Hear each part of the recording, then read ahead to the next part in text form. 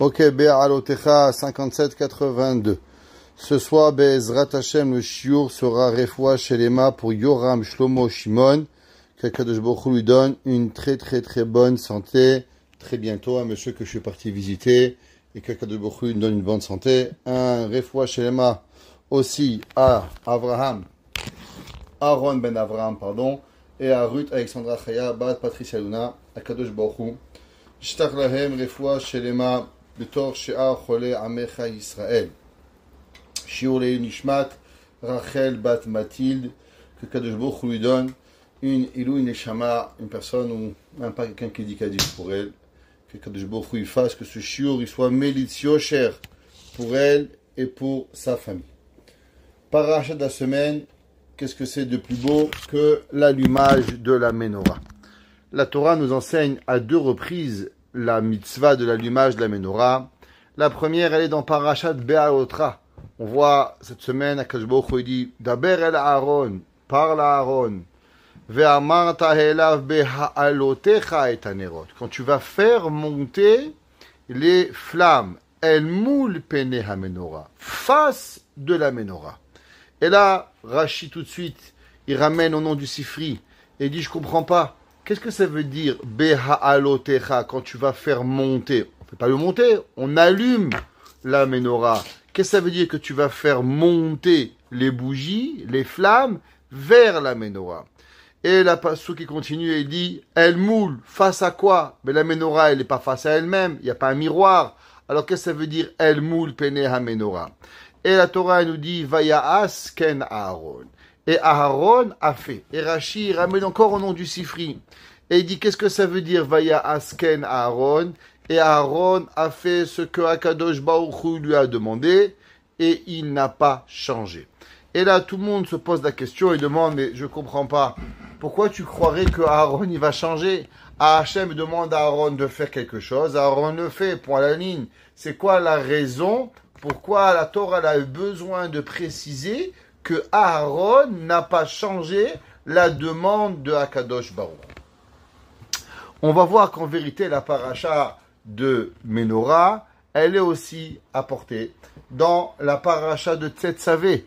Parce qu'il dit, Ve'ata Tetzavé ben Israël, ve'ikru elecha shemen zayit zach, et tu vas mettre de l'huile pure d'olive, katit concassé la maor, les ha'alot ner tamid, pour faire monter une bougie, une flamme éternelle. Et la Barashi aussi, il dit qu'est-ce que ça veut dire? Les ha'alot ner tamid, beha'alotecha et anerot.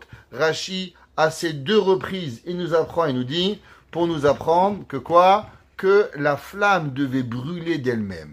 Ça veut dire qu'on devait laisser le feu, si on va lire traditionnellement, on va lire d'après le pshat normal, c'est que on doit allumer jusqu'à que la mèche au complet, elle soit allumée et qu'elle brûle d'elle-même. On va essayer de comprendre pourquoi il y avait besoin de cette mitzvah particulière, que ça devait brûler de elle-même pour pouvoir y arriver. Si vous regardez Rashi, au début de cette semaine, Rashi commence avec une question. Et Rashi dit la man ismecha parashat ha-menorah les parashat ha-nesiim. La fin de la semaine dernière, nous avons lu les 12 Nesiim. Chaque Nasi a apporté un korban à l'inauguration du Mishkan, alors on a apporté un korban. Chaque Nasi, à Rosh Chodesh Nissan, 2449 de la création du monde, chacun des 12 Nesiim ont apporté un korban Khatat, un korban Ola, pour pouvoir inaugurer le Mishkan.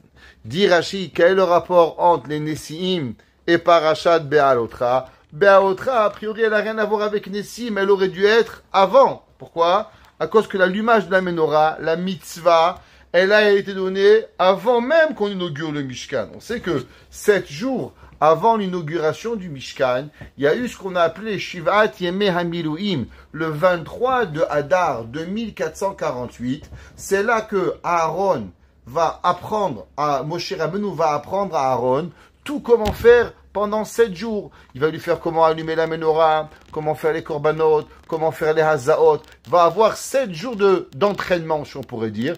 Moshe, depuis le 23 de Hadar jusqu'à Rosh Chodesh Nissan. Donc en vérité, si on va dans l'ordre chronologique du temps, Parashat Beha'alotra, elle est après, elle est avant Parashat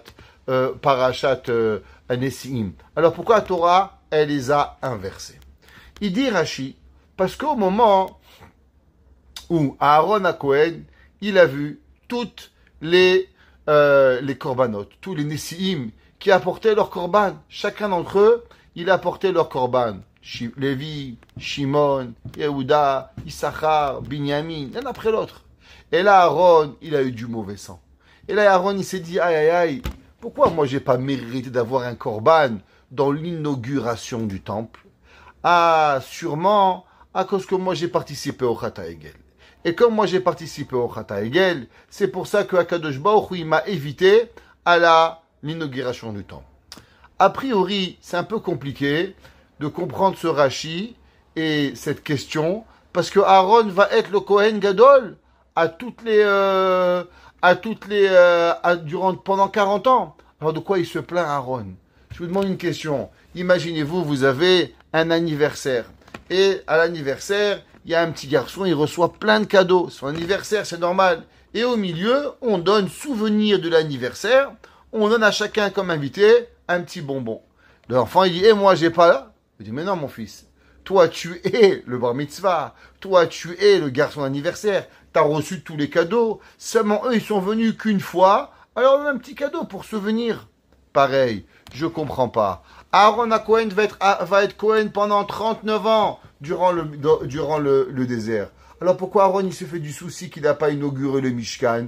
Mais c'est normal. Eux, ils vont rentrer qu'une fois. Toi, tu vas amener un korban du Kohen Gadol tous les jours. Tu vas amener le korban pendant Yom Kippourim tous les jours. Pourquoi Aaron, il a une question? Pourquoi Aaron se fait du souci? Allons voir un peu plus. C'est marqué, Rashi dit que Kadosh Baruch Hu, il a dit à Aaron, et il lui a dit, Amar lo Kadosh Baruch Hu chayecha, je te jure, Shelcha gdola mishelahem, she'ata malik umetiv et anerot. La tienne va être plus grande que toi, tu vas allumer la menorah. Je comprends pas. C'est quoi cette mitzvah d'allumer la menorah? Aaron, il voulait amener un korban. Il voulait inaugurer quelque chose. Il voulait faire quelque chose de spécial, une fois dans sa vie. Qu'est-ce qu'on lui dit? Non, non, non, non, non, non. Toi, tu vas allumer la menorah. Mais la menorah, c'est pas seulement un Kohen qui l'allume. La menorah, elle peut être allumée par n'importe quel Kohen. Qu'est-ce que lui voulait Aaron? Aaron, il voulait une mitzvah particulière, exceptionnelle, extraordinaire, qui serait pour Aaron, pour le chevet des Lévi. Et a priori, il n'a pas eu. Alors qu'est-ce que Dieu, il lui a répondu? Pour ça, avec votre permission ce soir, Psiata Dishmaya, on va étudier un Khatam Sofer. Le Khatam Sofer, Rabbi Moshe Sofer, qui était le rabbin de la ville de Preshbourg au 19e siècle, le gendre de Rabbi Akiva Eger. Et il dit le Khatam Sofer, il nous ramène, qu'est-ce que ça veut dire El Moul Pene HaMenorah Ya'iru Shivat Anerot? Vous savez que la menorah, elle était faite, il y avait une barre au milieu, et il y avait 3 branches de chaque côté. Branche à droite, 3 branches à droite, et il y avait 3 branches à gauche. Et la Gemara nous dit pourquoi il y avait des branches à droite et il y avait des branches à gauche. La Gemara nous dit que vous savez que celui qui veut prier, normalement on prie tous vers l'est. Seulement dans l'est, il peut avoir nord-est et il peut avoir sud-est. Les juifs, c'est toujours compliqué. Tu dis à un gars, un juif, tu vas prier à l'est, quel est, nord-est ou sud-est? Prier à l'est, c'est le compliqué. Les juifs, impossible d'être normal, toujours dans la complication. La Torah dit, parce qu'en vérité, il y a 2 genres de prières. Il y a une prière pour la richesse et il y a une prière pour la sagesse. Dit la Gemara Harotzel et Arkim, celui qui veut être intelligent, Yadrim, il doit prier sud-est. Harotzel Asher, celui qui veut devenir riche, alors automatiquement on va prier nord-est. Et la Gemara dit d'où est-ce qu'on sait ça? À cause qu'au nord-est, il y avait la Shulchan, le Shulchan qui représente la Parnassa, et à l'est, au sud, il y avait la Menorah. Et la Menorah, elle représente la sagesse. Donc on va essayer de comprendre en quoi la Menorah, elle va représenter cette sagesse qu'on va venir nous enseigner. La Gemara, dans Masechet Shabbat, Daf Lamed Aleph, elle ramène un verset dans Yeshaya. Le verset dans Yeshaya, il dit les choses suivantes. Ve'aya emunat aticha hosen yeshuot chokhmat ve'da'at yirat Hashem yotzaro. Dit la Gemara, qu'est-ce que ça veut dire ce verset qui est rapporté dans Yeshaya 33, 6. Ve'aya, il sera emunat, ta croyance, aticha, à tes moments, chosen, qui va te protéger, Yeshuot te sauver, Chochma, la sagesse, et la date, la connaissance, Yirat Hashem Yotzaro, elle va être ta crainte de Dieu qui va être ton trésor. La Gemara dit qu'en vérité, il y a 6 mots. Ces 6 mots représentent les 6 étapes de la Torah. Vous savez tous qu'il y a dans la Torah, elle est partagée en 6 traités. Rabbi Yehuda Hanassi, comme vous le savez, à la fin du 1er siècle, début du 2e siècle, à l'an 120, Rabbi Yehuda Hanassi, il va prendre tous les enseignements qui avaient été enseignés pendant les 300 dernières années, durant l'époque des Tanaïm, et il va compiler les Mishnayot. Et quand il va les compiler, il va voir la véracité, il va rechercher qu'est-ce qu'ils ont dit, et à part ça, il va les mettre en traité. Par exemple, toutes les lois de Shabbat, toutes les lois de Hiruvin, toutes les lois de Sota, toutes les lois de Korbanot, il va les séparer. Maintenant, à part les séparer en Mishnayot, Shabbat, Hiruvin, Souka, Betsa, il va aussi séparer tous les traités de Mishnayot. Exemple, Zraïm.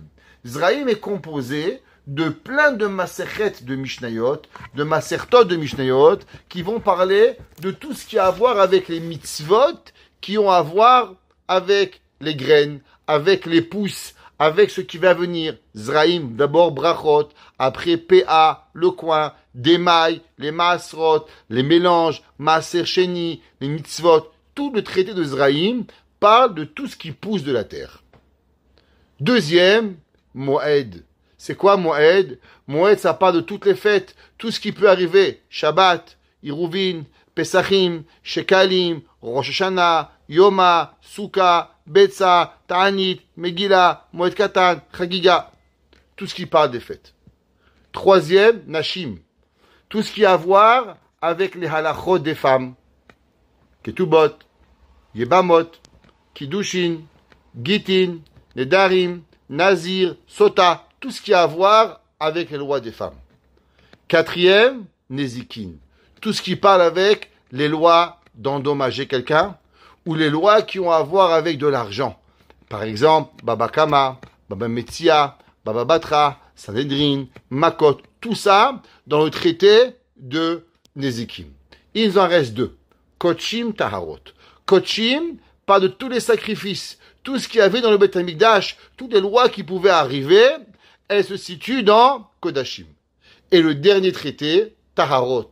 Taharot représente toutes les lois de pureté et d'impureté. Comment construire un mikvé, Taharot, qu'est-ce qui est pur, qu'est-ce qui est pas pur, les tiges, les rishon, et ainsi de suite, Zavin. Tout cela se passe dans Taharot. La Gemara dit qu'en vérité, ce verset, malgré qu'il y a 7 mots, mais il parle de 6 traités. C'est quoi les 6 traités? La Gemara dit Emunat. Tu sais ce que c'est la croyance de Dieu? Tu sais qui c'est qui croit Dieu? Eh bien, c'est les agriculteurs. Un agriculteur, par définition, il a les Emunat à Kadosh Baruch Hu. Parce que tu plantes des graines, tu sais pas s'il va pas t'arriver une tornade, tu sais pas s'il va pas t'arriver une sécheresse, tu sais rien. Donc quand on plante, quand on parle de planter, on parle de Maasrot, on parle de Bikurim, on parle de Demaï, on parle de tout cela, ça vient avec la Emunah d'Akadosh Baruch Hu. Atecha, tes moments, de quel moment on parle? Dit la Gemara, ben les moments c'est les fêtes. Moed, c'est une fête, c'est un moment, ça parle des moments d'Akadosh Baruch Hu, de toutes les fêtes. Chosen, qu'est-ce qui protège la personne? Eh ben c'est la femme de la personne. La femme, elle est le protecteur de l'homme. C'est pour ça que Yeshaya, Navi, il en parle comme la protection. Yeshuot, être sauvé. C'est quoi être sauvé? S'assurer de ne pas être puni. S'assurer de ne pas avoir payé quand ton taureau il est sorti, qu'il va tout casser. Alors ça c'est Yeshuot, être sauvé. Chokhmat, c'est quoi la sagesse? la sagesse, ça a à voir avec toutes les lois des korbanot.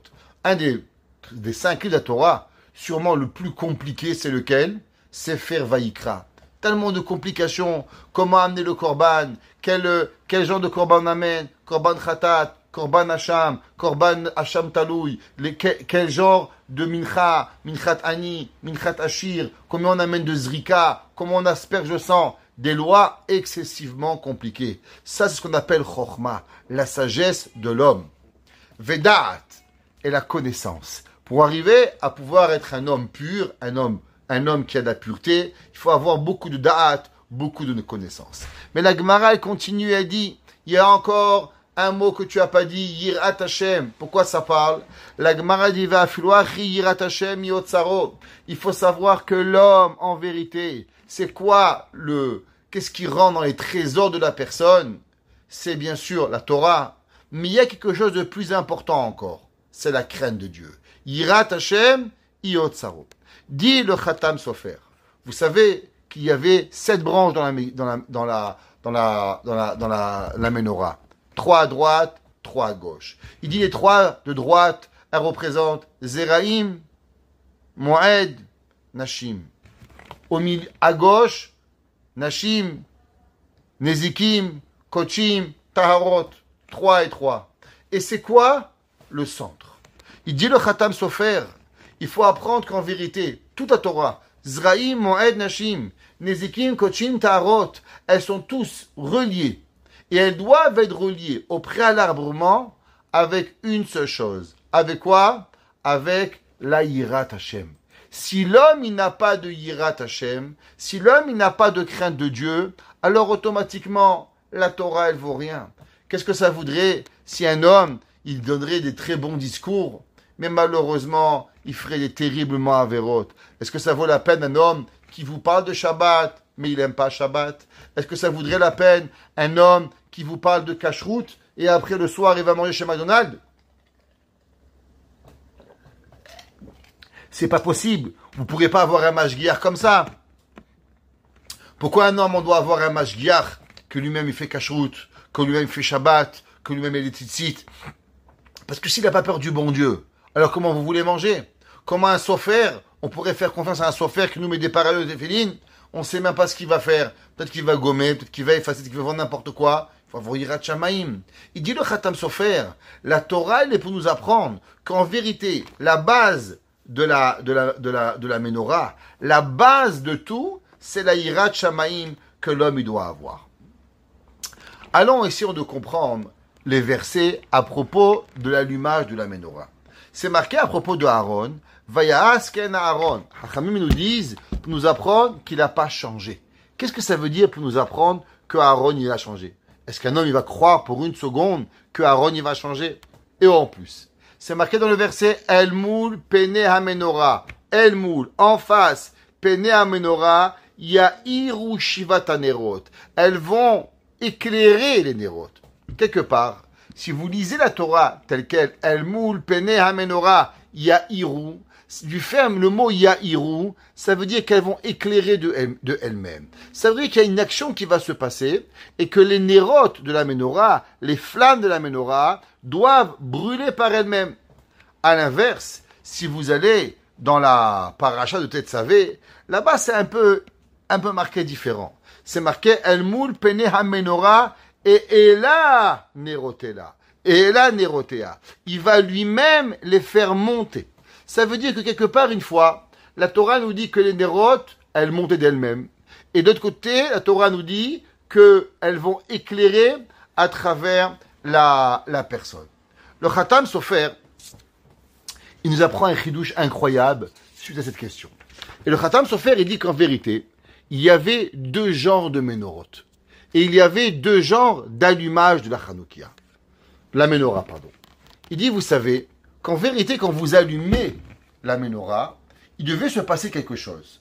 Que les 6 flammes devaient tous converger vers la tige centrale de la menorah. Et il dit le Khatam Sofer, comment cela se passait? Comment cela se passait que la menorah, les 3 flammes, elles convergeaient vers le centre? Le Khatam Sofer, il dit, en vérité, tout dépendait du Kohen.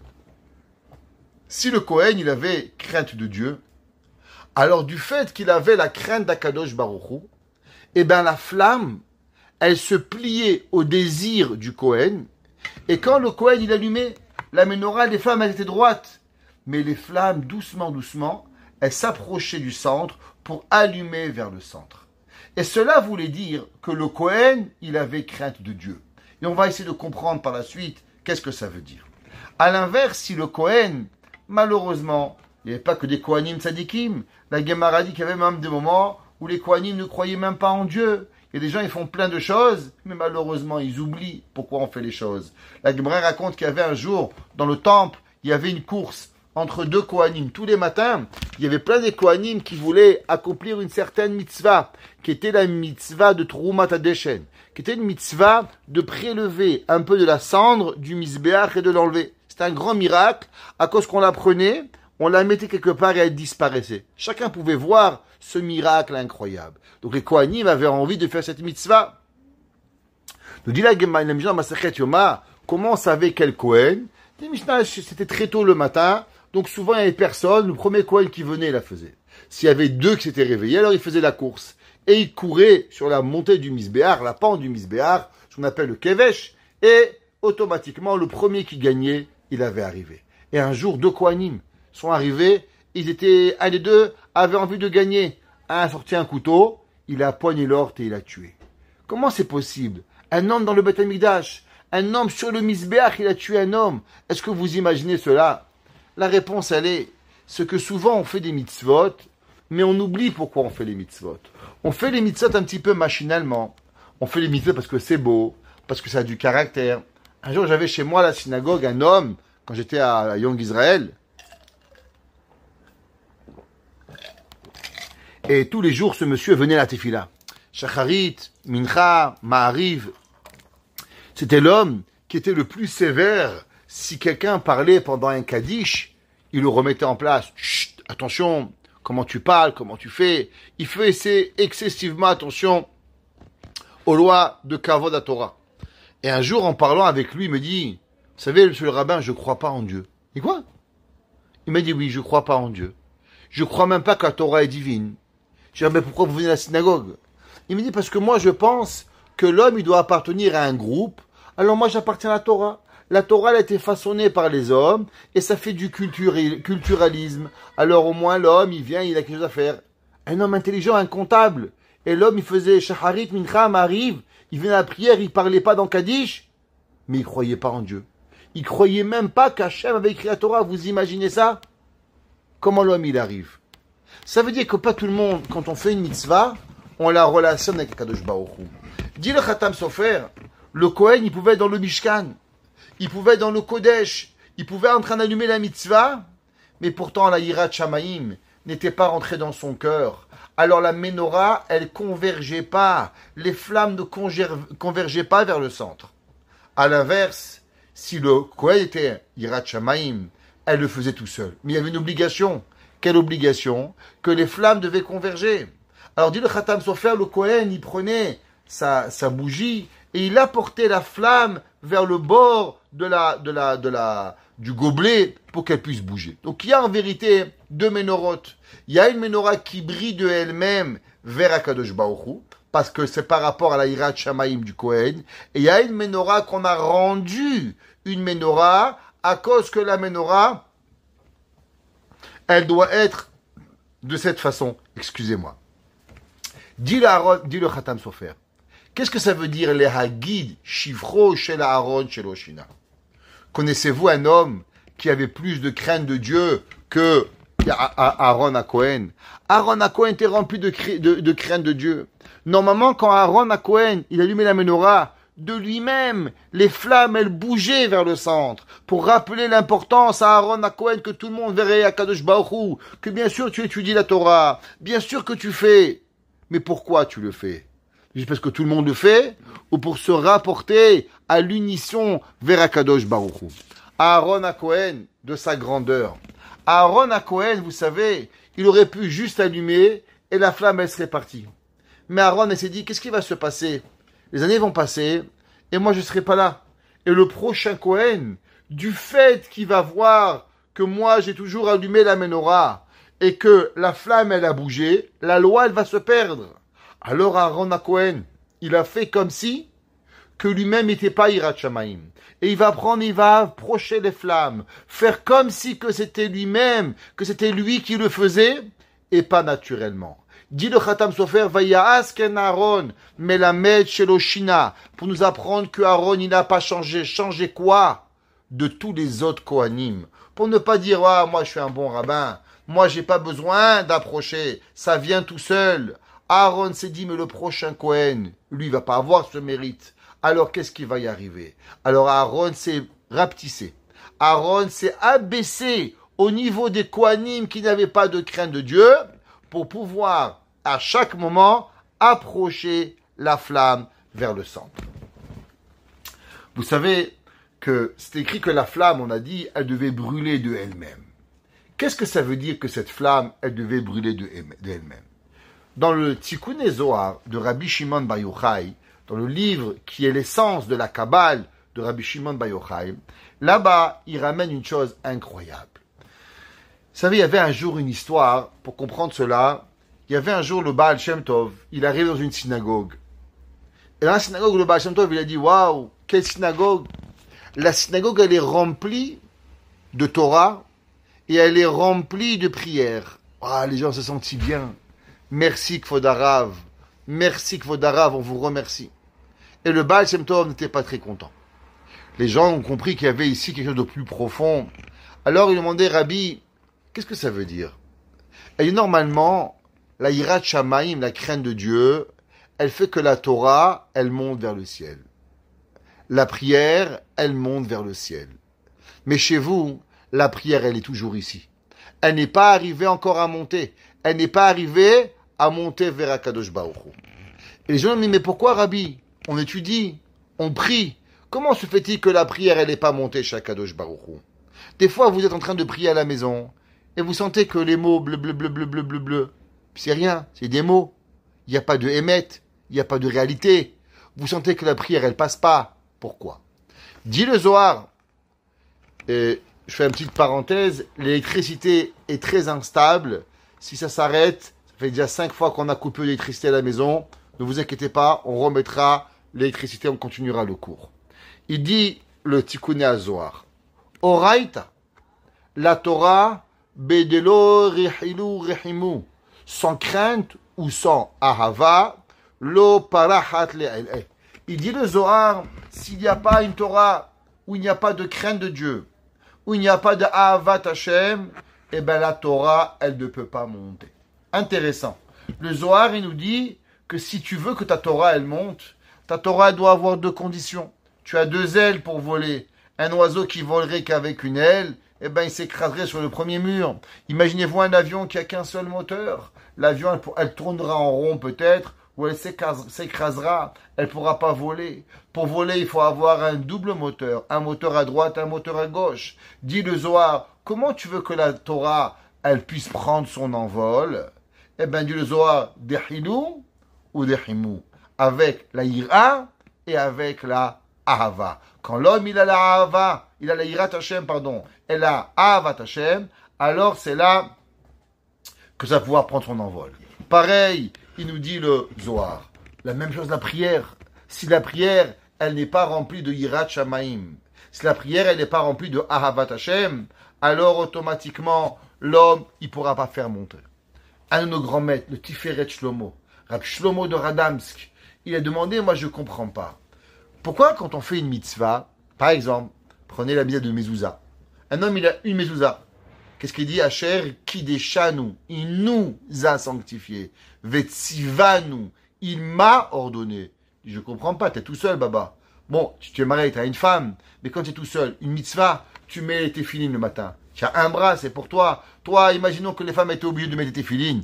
Tu ne vas pas dire, chérie, aujourd'hui tu mets tes filines pour moi. Ou toi, tu vas dire à ta femme, chérie, mets tes filines pour moi. Il y a une mitzvah pour les hommes, il y a une mitzvah pour chacun d'entre nous. Chaque mitzvah, elle est indépendante à l'individualité. Quand il y a une mitzvah qui est dans le collectif, par exemple, kiddush, que papa il fait kiddush pour toute la famille, alors je peux comprendre qu'on dit Asher Kideshanu, be mitzvotav et tzivanu.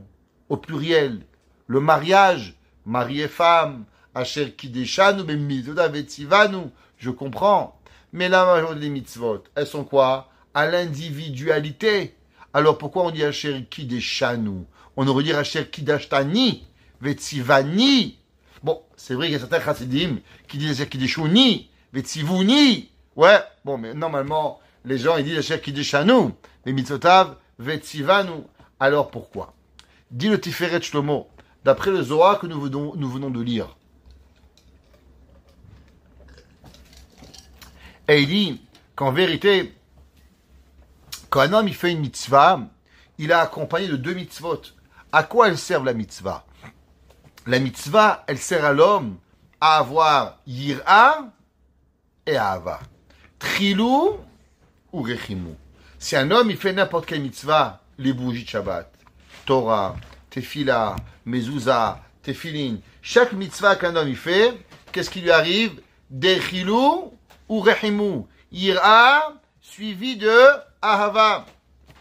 Du fait que chaque mitzvah, elle est accompagnée, alors c'est pour ça qu'il dit Asher kideshanu, bemitzvota vetzivanu, parce qu'il n'existe pas une mitzvah. Une mitzvah est toujours accompagnée de quoi? De 2 mitzvot qui vont arriver à la personne.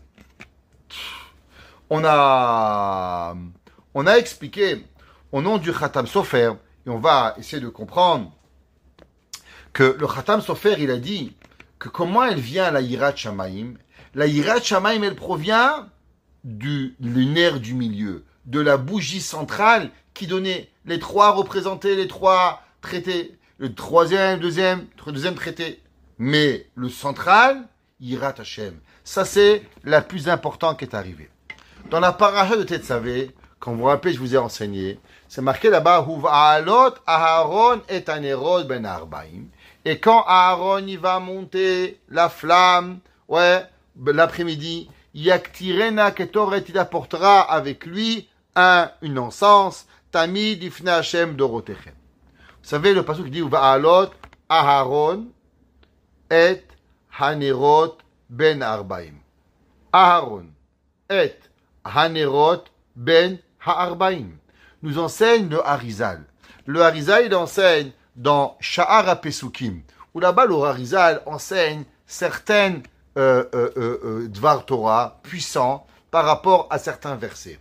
Et il dit, qu'est-ce que ça fait Et Hanerot ben Arbaim? Si vous prenez les Rachetevot, ça fait Ahava. Pour nous apprendre que le Kohen, qu'est-ce qu'il doit faire? Vous savez qu'il y a 2 tribus. La tribu de Lévi, c'est scindé en 2.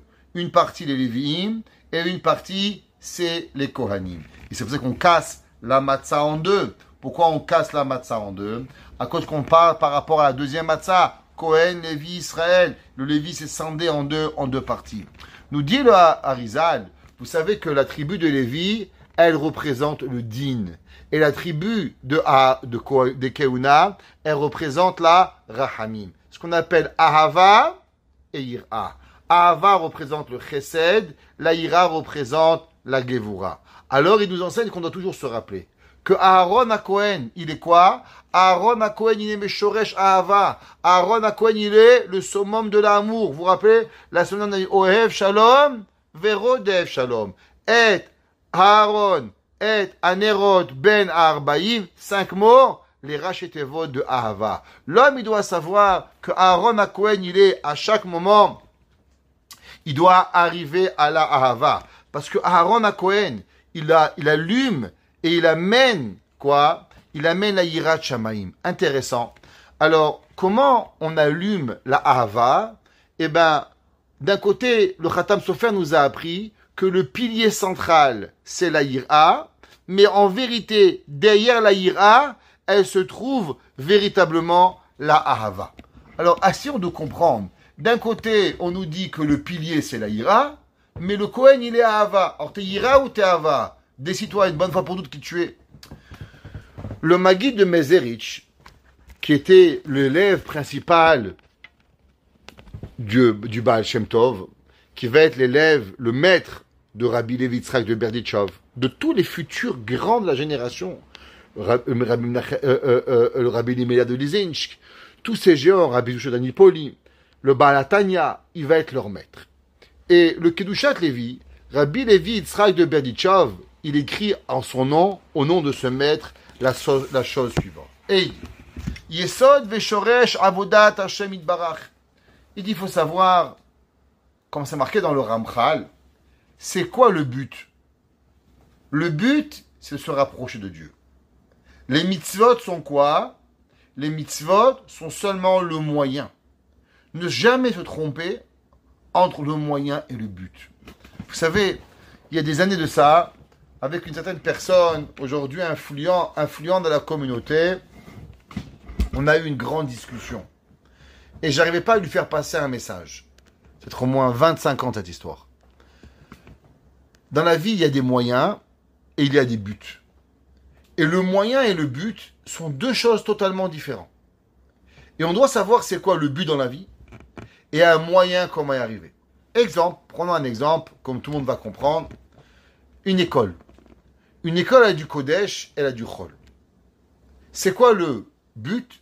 C'est quoi le moyen? Le but, c'est pas l'apprentissage. Le but, c'est qu'un enfant, il sort Yirat Shamayim. Un enfant, il a la crainte de Dieu. Un enfant, il sort Shomer Torah ou Mitzvot, Aohev Hashem, Yireh Shamayim. Ça, c'est le but. Comment on y arrive? On a des cours de Gemara, des cours de Chumash. Maintenant, pareil, quand on voit par rapport aux études séculières. Aucune étude séculière ne peut être un but dans la vie. Aucune, zéro. Je répète, zéro étude séculière est un but. Il n'y a aucun but de devenir médecin. Il n'y a aucun but de devenir avocat. Il n'y a aucun but de devenir, je ne sais pas quoi, philosophe. Même une poule, elle fait des œufs, c'est pas grave. Mais il n'y a aucun but. Il n'existe aucun but de tout cela. Le but, c'est d'être un bon juif. Ça, c'est le but d'un juif. Les goïms, ils ont qu'à se faire voir ce qu'ils veulent. Je n'insulte personne ici, mais ça, c'est la réalité. Et lui, en tout cas, il ne comprenait pas ce que ça voulait dire. Et il y a un enfant d'une certaine école qui est marié aujourd'hui et qui m'a appelé. Malheureusement, beaucoup de problèmes de Shalom Bayit. Et au milieu de la conversation, je demande une question. Est-ce que tu peux m'expliquer c'est quoi ton but dans la vie? Dans la vie d'un vie, c'est de faire de l'argent. Je dis, mais pour faire quoi? Ben, pour pouvoir gâter ma femme. Je dis, bon, alors c'est pas le but de faire de l'argent. Si le but d'avoir de l'argent, c'est pour gâter ta femme, donc gâter ta femme, c'est le but. Mais non, mais gâter ma femme, c'est pas le but. Le but, c'est d'être heureux. Je comprends pas. C'est quoi ton but, c'est quoi ton moyen? Et à la fin, il m'envoie une lettre.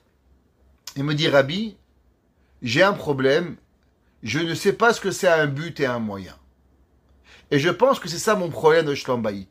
Je ne comprends pas. Je n'arrive pas à saisir. Quand ma femme me demande de l'argent, je suis fâché parce que je veux la garder. Mais en vérité, elle a raison. L'argent, c'est pour elle. Ma femme me veut, moi je veux. On est embrouillé.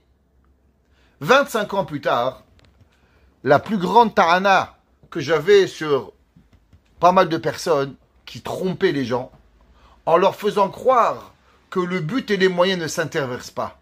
On doit savoir c'est quoi un but, on doit savoir c'est quoi un moyen. De plus en plus, sans vouloir faire peur, beaucoup de jeunes sont incapables d'expliquer aux gens c'est quoi le but, c'est quoi le moyen. C'est quoi que tu veux dans la vie. Le Maggid de Mézérit nous apprend une règle. Le Ramchal nous a appris. Une mitzvah, c'est pas un but. Une mitzvah, c'est un moyen. Le but, c'est quoi? De servir à Kadosh Baruch Hu, d'être proche de Dieu.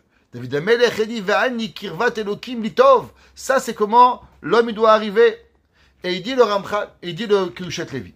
Yesod ve'shoresh avodat Hashem. C'est quoi le but? Et la racine du service d'Akadosh Baruch Hu. Le'yir'a ou l'ahava et shemo yitbarach. Le but, c'est de aimer Dieu et de craindre Dieu. Un homme qui fait les mitzvot sans ahava, raté le coche. Un homme qui fait sans yirat shamayim, raté le coche. Faire les choses parce que tout le monde fait ne s'appelle pas une mitzvah. Ubechol makom ayira kodemet le ahava. Et il dit le Kedushat Levi, attention, toujours précédente l'amour, il va être précédé quoi? La ira. Shemekodem tsarich lera me'ashen barach ou mehadar geono. D'abord, l'homme, il doit avoir la crainte d'Akadosh Baruch Hu. C'est qui Dieu? Melech Malchei HaMelachim, Akadosh Baruch Hu, il a créé le monde, il a créé la nature, il a tout créé. Comment moi, un pucelot, une toute petite puce dans la nature, comment moi, je vais pouvoir aller à l'encontre d'Akadosh Baruch Hu? Et il dit, attention, au nom de son maître vénéré, comme ça qu'il appelle, ouais, Mori Hakadosh, mon maître le saint, le Rav Menachem Dovber, chez Adam, Tsarich Lishtadel, Uitametz, Tamid, Sheye, Ratchamaim Alpanav. Écoutez ça, un secret incroyable. Et il dit l'homme, il doit toujours avoir dans sa vie qu'à chaque moment, il ait véritablement la crainte de Dieu sur lui. À chaque moment, il doit faire tout ce qui est possible. Pourquoi? Pour avoir Yirat Shamaim. Et celui qui a la Yirat Shamaim, alors en cadeau, Akadosh Baruch Hu lui fait un cadeau. Quel est le cadeau? Ve'az ahava ba'amimela. Il dit le Kedushat Levi au nom du Maguid de Mezerich. Celui qui a la Yirat Shamaim sur lui, de lui-même Akadosh Baruch Hu, il lui donne quoi? Il lui donne la Ahavat Hashem. Et là, cette Yirat Shamaim, elle va jamais le quitter. Shemechama chezikach et atzmo liot yirei Hashem al panav, zochegam le Ahavat Hashem itbarach. Et du fait que lui s'est fatigué à avoir la Yira, alors automatiquement, Akadosh Baruch Hu va lui donner la Yira. Et il dit, on sait qu'il y a deux choses. Il y a l'homme et la femme. L'homme, il est Yira. D'où vous savez que lui, l'homme, il est Yira? C'est marqué Ish imo vet aviv tiraou. Il y a Torah, un homme, Ish, un homme, imo, ta maman, ve aviv et son papa, tiraou, tu vas le craindre. C'est marqué Kabed et avicha ve timecha. Tu vas honorer ton père et ta mère. Dit la Gemara, pourquoi à propos de la Yira, c'est marqué maman en premier, et à propos de Kavod, c'est marqué papa en premier. Dit la Gemara, à cause que l'enfant, naturellement, il craint plus son père. C'est pour ça qu'on a dit Ish imo, que même que naturellement tu crains plus ton père, mais il en reste c'est que tu dois y craindre ton père et ta mère égale. Ish imo, c'est pour ça qu'on a précédé le imo avant. Dans le kavod, dans la ahava, avec qui un enfant il a plus d'amour? Il a plus d'amour pour sa mère, elle est plus douce, elle est plus gentille. Donc automatiquement, la ahava elle est plus facile à la maman. C'est pour ça qu'on a dit kabed et avicha. Ton père d'abord, ve'et imecha, parce qu'il faut que tu sois égal dans la ahava. Malgré que peut-être ton papa il est un peu plus dur, mais c'est pas grave, la ahava elle doit être égale. De la même façon, l'homme il s'appelle Yira, la femme elle s'appelle ahava.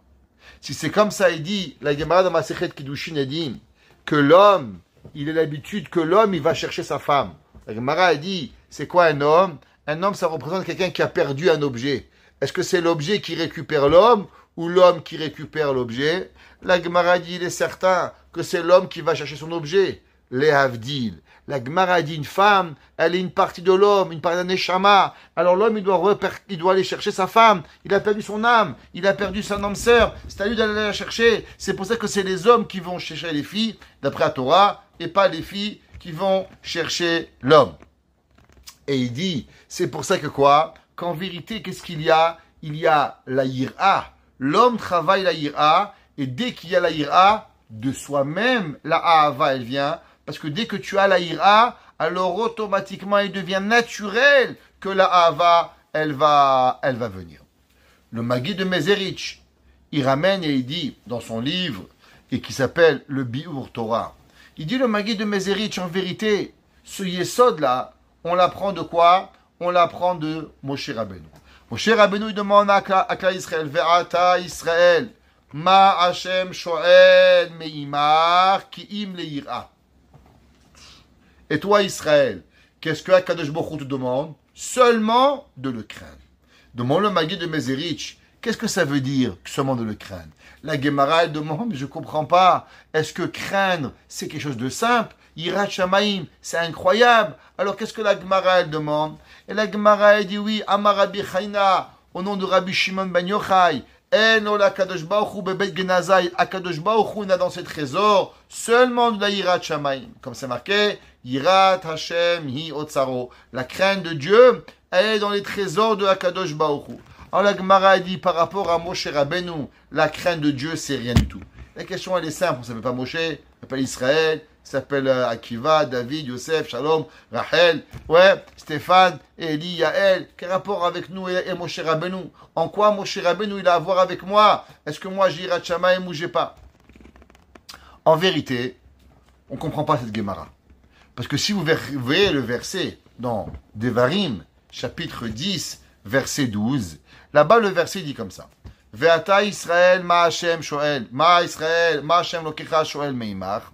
Et toi, Israël, qu'est-ce que Akadosh Baruch Hu, il te demande, ki im leira et Hashem lokecha. Seulement d'avoir la crainte d'Akadosh Baruch Hu, la lechet bechol derachav, d'aller dans tous ces chemins, ou l'ahava auto, et de l'aimer, ve'lahavot Hashem lokecha. Demande les commentaires, je ne comprends pas. Alors, pourquoi la Gemara s'est arrêtée seulement avec Im le Ira? C'est pas vrai, il n'y a pas que le Ira. Pourquoi? À cause qu'en vérité, l'homme, Dieu demande Ira et Ahava. Alors pourquoi que la Gemara dit que Dieu te demande seulement la Ira? Dieu ne demande pas la Ira, Dieu demande la Ira et la Ahava.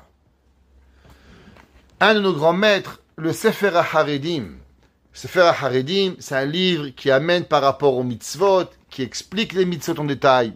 Sefer HaHaredim, il dit comme ça. Veine, amitchazek be'ira, celui qui se renforce à la ira, yom achar yom. Pas yom asa, yom basa. Dans le peuple juif, qu'est-ce qu'on veut? Un travail constant, une constance. Tous les jours, jour après jour, jour après jour, jour après jour. Il dit le Sefer HaHaredim, celui qui travaille la ira journalièrement, de lui-même va monter la ahava. Comme le verset, il demande, Kima Hashem shoel meimar, ki im le ira. Et après, ça parle de ahava. Il dit le Haredim, je ne comprends pas. Au début, tu me demandes que de le craindre. Après, tu me parles de ahava. Il dit le Haredim, oui. Parce qu'en vérité, la ahava, c'est un cadeau, comme on a dit de Maguid de Mezerich. L'homme, il travaille la ira. Travaille ta crainte de Dieu. Et après que tu as travaillé la crainte de Dieu, automatiquement, elle arrive la ahava pour pouvoir servir à Kadosh Baruch Hu. Maintenant, où est-ce qu'on trouve ce principe que Behemet, dans la Ménorah, c'est deux, un petit peu comme on a vu. On a vu que le Harizal nous a dit que Aaron, il est Ahava, mais le pilier central, il est quoi? Il est Yira. Donc on a Yira et on a Ahava. Le verset dans Shir HaShirim, il écrit et il dit Simeni kachotam alibecha, mets-moi comme ton pont, comme ton cœur, kachotam azeroecha, un tampon sur ton bras, kiaza kamavet ahava, car elle est forte pour toi comme l'amour, caché kishol kina rishpea, rishpea shelavat yaya. On voit que la Torah nous dit que l'ahava, elle est comme ce poteau qui est une flamme. Qu'est-ce que ça veut dire? Rishpe esh, em ba'ale yira, shalevet, em ba'ale ahava. Le Gaon de Vina dit que le feu, il est représentatif de la yira, mais la flamme, elle est quoi? Elle est la ahava. En un mot, le feu, ça brûle. Dans la flamme, il y a deux choses. Il y a, ça brûle, c'est la yira, mais ça vous permet de quoi? D'éclairer. Donc en vérité, la flamme, elle est composée de deux choses. D'un côté, elle brûle une maison, Dieu préserve. Elle brûle une ville. Elle brûle tout ce que vous voulez. Le feu, ça brûle. Mais de l'autre côté, qu'est-ce que c'est? C'est incroyable. Ça peut éclairer une maison. Donc il y a dans la flamme, dit le Gaon de Vina, il y a en vérité les deux choses. Il y a Ira et il y a Ahava. Si c'est comme ça, on a une grande question. La Torah nous donne une mitzvah tous les jours, 2 fois par jour. ואהבת את השם אלוקיך בכל לבבך ובכל נפשך ובכל מאודיך. Et tu vas aimer ton Dieu, de ton cœur, de ton âme, de tous tes moyens et de tout ce que Dieu va te faire. La question, je ne comprends pas. Pourquoi avons-nous une mitzvah de Ahava? Pourquoi avons-nous une mitzvah d'aimer Dieu? Si en vérité la Ahava est la conclusion de la Ira, l'homme il se comporte, il craint Dieu. Et quand l'homme il craint Dieu, Akadosh Baruch Hu lui donne la Ahava. Alors pourquoi Akadosh Baruch Hu me demande de travailler la Ahava? Pourquoi Akadosh Baruch Hu me demande d'aimer Hachem? J'ai pas besoin. Je devrais seulement avoir à travailler la Ira. Et quand je travaille la Ira, alors la Ahava elle me vient. Alors pourquoi on doit avoir Be'emet la Yira et aussi la Ahava? La Ahava, elle est seulement une conséquence à la Ahava. Alors, en vérité, vous le savez, on a déjà appris, ceux qui ont appris dans le Miset Isharim, il y a deux genres de Yira. Il y a une Yira qui s'appelle Yirat HaRomemut. Il y a ce qu'on appelle la crainte de la grandeur de Dieu, et il y a ce qu'on appelle la Yirat HaOnesh, la crainte de la punition. Il enseigne, nos Hachamim nous disent, quand l'homme il a la crainte juste de la punition, alors la Ahava, elle lui vient pas. Alors il reste dans la peur, il reste dans le tchabibisme, il reste avec toute sa vie d'une façon à vivre. Mais quand l'homme il a Yirat HaRomemut, quand l'homme il a la crainte de la grandeur de Dieu, alors Be'emet la Ahava, elle vient. Ça veut dire qu'en vérité, nous parlons de deux personnes différentes. On parle d'une personne qui donne la Yira et une personne qui a la Yira. Une personne qui a Yirat HaRomemut, alors lui, la Ahava, elle lui vient facilement. Une personne qui a seulement Yirat HaOnesh, alors lui, il doit aller chercher véritablement la Ahava de Akadosh Baruch Hu. Et en vérité, ça, on peut le trouver dans le Baal HaTanya. Le Baal HaTanya, il nous écrit la chose suivante dans Igeret HaKodesh, dans le chapitre 18. Igeret HaKodesh, c'est à la fin du Tanya, il y a ce qu'on appelle Igeret HaKodesh. Et là-bas, il dit comme ça, c'est marqué dans Shir HaShirim. Mayafit uma na'ama ahava beta'anugim. Comment elle est belle et comment elle est douce. Ahava, l'amour beta'anugim, avec ses plaisirs. Et il dit de quoi nous parlons, dit le Baal HaTanya. Ine bet mine ahavot en. Il y a en vérité deux genres d'amour. Achat ahava beta'anugim. La première, l'amour des plaisirs. Dainu shemitaneg al Hashem oneg nifla besimcha rabba ve'atzuma. Il y a un amour où l'homme il a un plaisir d'être avec Dieu. Shabbat est son plus grand plaisir. Il y en a d'autres, ils souffrent le Shabbat. Ouah, pas de téléphone, pas d'internet, pas de shopping. Ils galèrent. Et l'autre, c'est le bonheur sur terre de pas avoir tout ça. Simchat hanefesh vekaota. Beta'ama kitov Hashem benaim neimut arevut. Que l'homme il a un plaisir de Tanya incroyable. Atle afli me'en olam mamash. Que d'être avec Dieu, ça amène à la personne une joie. Comme si qu'il est dans le olam haba. Comme si que l'homme, il mange kaviachol à Kadosh Baruch Hu. Comme si qu'il est avec un repas délicieux. Ve'azeh, c'est marqué simchu tzadikim b'Hashem. Réjouissez-vous, les justes avec Dieu. Il dit, mais pas tout le monde mérite ça. Mais il y a ce qu'on appelle Ahava Rabba. Azu Ahava Tanugim, Nofed Adam Elea Minemala. Mais il dit, cet amour-là, elle provient véritablement de quoi? De Akadosh Baruch Hu. Bli Shiachin Viachu Vikavuna. Sans que l'homme se prépare. C'est un don, il dit le Tanya. Que Dieu te la donne. Ar Verag Achar Shinitiagea Beyirat HaRomemut. Il dit le Tanya, attention. Quand tu as eu la Yirat HaRomemut, vous vous rappelez ce qu'on a dit? Qu'il y a Yirat HaRomemut, elle amène à la Ahava. Veigia et Achlit Mashucha la Simimena. Les filles Bechinat Ishmato. Et il arrive au summum de la Yira. Romemut par rapport à lui-même, chacun de nous par rapport à notre façon d'être. Alors, Mimela Kajboch lui donne la Ahava Tanugim. Kajboch lui donne. Qu'est-ce que nous voyons? On voit qu'en vérité, quand l'homme il se remplit de crainte de Dieu, crainte de la grandeur de Dieu, c'est là que Akadosh Baruch Hu il lui guide quoi? C'est là que Akadosh Baruch Hu il lui amène la Ahava pour pouvoir y arriver. Maintenant, vous savez, pourquoi les Nessi'im, ils ont Be'emet apporté un korban? C'était quoi le but d'apporter un sacrifice à l'inauguration? Le Ramban, Nachmani, il nous reste 5 minutes, on va finir avec ça. Le Ramban, il dit dans Parashat Bereshit, dans Parashat Vayikra, chapitre 1, verset 9. Il dit, pourquoi la Torah nous a apporté les korbanot? En vérité, tout le korban, c'est pour avoir la tchouva. Quelle tchouva? L'homme, il a amené un sacrifice. Et l'homme, quand il a amené un sacrifice, alors automatiquement, il devait imaginer. Qui c'est on a amené une vache? En vérité, c'était moi qu'on aurait dû tuer. C'est moi qu'on aurait dû dépecer. C'est moi qu'on aurait dû brûler. Et Akadosh Baruch Hu berachamav yitbarach, alors il a fait qu'on amène un korban. Ça veut dire que quoi? Ça veut dire que le korban, il est là pour nous rappeler que à l'homme, véritablement, il est venu pour pouvoir remplacer. Remplacer quoi? ce qu'on devrait nous faire à nous. Donc le korban, il amène quoi? Le korban, il amène yira. Le korban, il amène la crainte de Dieu. Ça veut dire quoi? Il nous dit le Al-Shich HaKadosh sur le même principe. Vaïkra Moshe. C'est marqué que Vaïkra el Moshe, il a appelé Dieu à Moshe. Vaïdaber Hachem Elav. Et il lui a parlé à Moshe Rabbeinu, les morts en disant. Et il dit, le Al-Shich, je ne comprends pas. Dans la Torah, il y a deux langages de parole. Daber et mort. Daber, c'est dur. Et mort, c'est doux. Pourquoi on voit que les corbanotes, des fois, Dieu il parle de émor, daber, dur, et après, il nous parle de dureté et de facilité. Parce que le korban, en vérité, il est pour apprendre à la personne à ira. Le korban, il dit le Al-Shich, il est venu pour que la personne, elle se rappelle à chaque moment qu'en vérité, qui c'est qui aurait dû mourir? C'est moi. Moi, la personne qui a fauté. Seulement, Bechazdoïd Barach, Akadosh Baruch Hu, il m'a donné. C'est quoi le passage qui dit Adam qui akriv mikem? Que veut dire le mot mikem? Mikem veut dire de vous. Nous enseigne le Ben Ishraï. Et intéressant, deux Guédolim qui ont vécu au même moment. Une à Bagdad, le Ben Ishraï, et un, le Divrei Yecheskel, le Shineve. Le Shineve Rebbe, c'était le fils du Rab Chaim de Tzanz, qui vivait en Hongrie.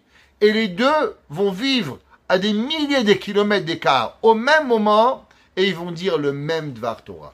Et il veut dire, qu'est-ce que ça veut dire? Adam qui écrive Mikem, de vous. Il dit le mot Mikem, il est en vérité un autre icône qu'on appelle des Rachetevot de Mida, Keneged Mida. Ça veut dire que chaque fois que l'homme y voyait un korban, il se rappelait qu'est-ce qu'il aurait dû lui arriver. Donc c'est quoi? C'est la ira. Ça veut dire que le but que les Nessi'im, ils ont apporté un korban, c'était quoi le korban?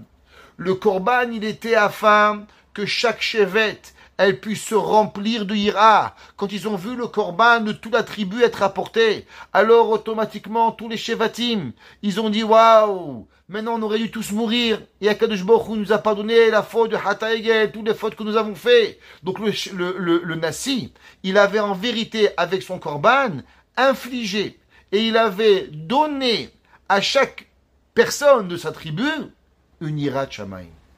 Aaron Akohen, il a dit, waouh, c'est ça la korban, c'est ça les korbanot de Nassi. Et moi, comment je vais donner au peuple juif la ira?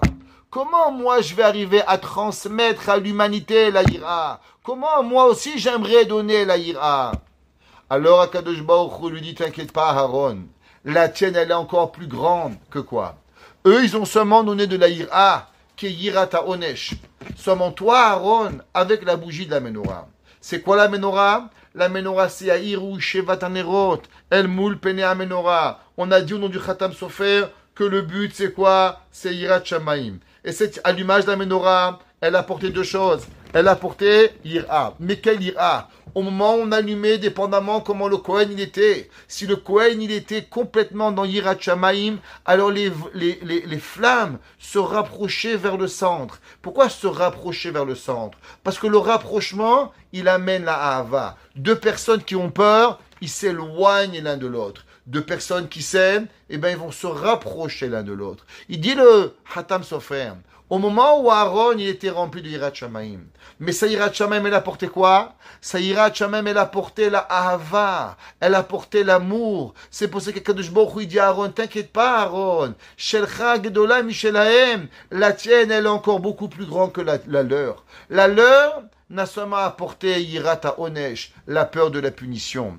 À l'inverse, au moment où toi Aaron, tu vas allumer la menorah, qu'est-ce que tu vas allumer? Tu vas allumer du feu.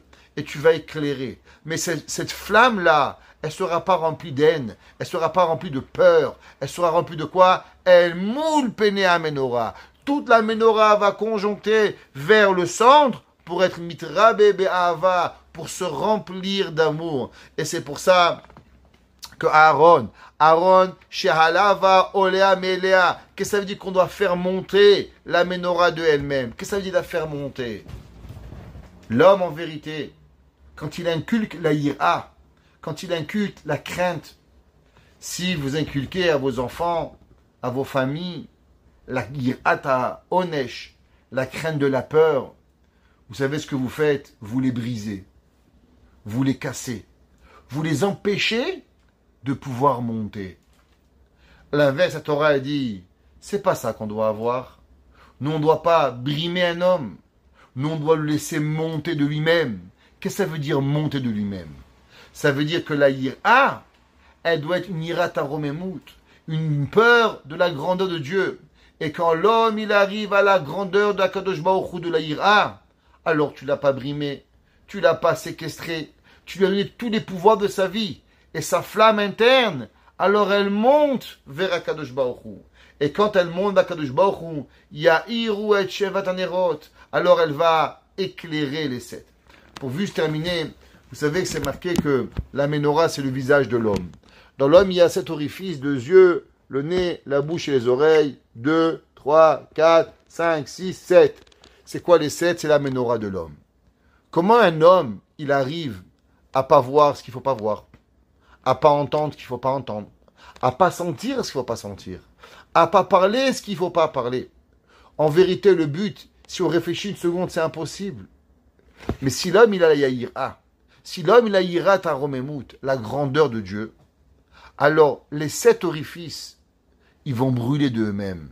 Ils vont monter d'eux-mêmes. Que ça vient monter d'eux-mêmes? Ils vont tellement être dans l'amour d'Akadosh Baruch Hu que les yeux vont se fermer. Le nez va se boucher quand il faut. La bouche va se taire quand tout le monde va entendre. Les oreilles vont s'écouter de ne pas entendre ce qu'on va vouloir écouter. Ça veut dire que si on veut arriver à ce que nos cerveaux, nos yeux, notre nez, notre bouche, elles soient en constante, être capables de contrôle vers Akadosh Baruch Hu, pour ça il faut Ya'iru. Il faut qu'elles éclairent. Comment? Quand la personne elle a Yirat Taromemut. Quand la personne elle a la crainte d'Akadosh Baruch Hu, alors véritablement, sa tête, son visage, son corps par lui-même, il va prendre sur lui, Ya'iru, de faire briller la Torah, de faire briller la Kedusha, de faire briller la sainteté, pour pouvoir véritablement faire plaisir à Kadosh Baruch Hu. Et c'est ça Aharon. Aharon, c'est quoi? La Torah nous apprend que Aaron, il est véritablement Aaron et Anerod ben Arbaim, les bougies dans l'après-midi. Ça veut dire que même dans la noirceur, même dans la torpeur, l'homme qui est rempli de Ahava, alors il va briller et il va pouvoir nous enseigner. Et aujourd'hui, la Gemara dit que la Torah de Aaron restera jusqu'à la fin des temps, parce que nous sommes aujourd'hui dans une Torah qui ne peut exister qu'à travers la Ahava, qu'à travers l'amour. Et pour avoir cet amour-là, il faut Yirat Taromemut. Et comme nous avons Yirat Taromemut, alors de lui-même, nous sommes imbibés de Ahavat Hashem, et cette Ahavat Hashem-là, elle nous permet de se comporter, d'avancer et d'arriver à des choses qui nous paraissent tellement incroyables. Mais quand la mission nous enseigne dans Pirkei Avot, Ahava mekalket tashura, que l'amour, elle fait sauter les barrières. Alors pareil, que même si corporellement, il y a des choses qu'on n'arrive pas à faire, mais grâce à la Ahavat Hashem et l'amour d'Akadosh Baruch Hu, en notre corps de lui-même, il va vouloir grandir, il va vouloir le faire, il va vouloir se rapprocher d'Akadosh Baruch Hu. Baruch Hanai Leolam. Amen ve Amen.